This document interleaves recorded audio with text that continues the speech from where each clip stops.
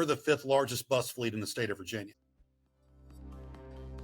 This has been kind of a challenge for us, at least going back to 2020. Fortunately, we've been able to make some strides in reducing the number of vacancies. At one point in 2022, we had about 10 operations positions, most of them technicians, that were vacant. There's just under 90 people in my organization. So, with 10 or more than 10, that's a significant portion of our operation that is vacant.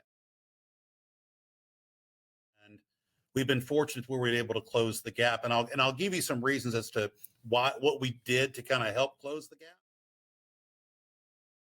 Right now, we actually had a apprentice position that basically that person would work in our lube bay. We have kind of like a quick service lube bay, tire brakes, oil changes, things like that to kind of keep things moving. And we just filled that position on Monday.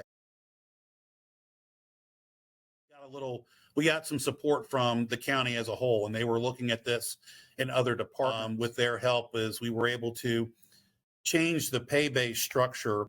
The base pay for certain pay grades, positions were increased, quite a bit. And this was as a county, and we were able to benefit as well. For newly hired employees, we're giving them 40 hours of leave right off the bat. Ingrid, if I hired you and said, hey, I want you on my team for this position, you're going to come in the door with 40 hours of PTO already.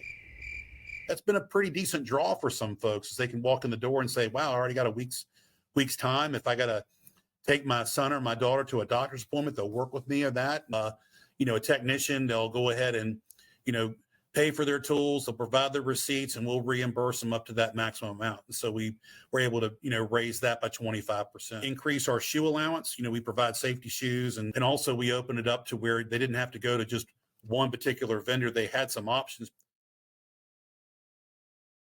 We're also working on this now, and maybe by the time that I see you in Baltimore, I can show you an example. We're creating 30-second spots to basically highlight positions in our operation.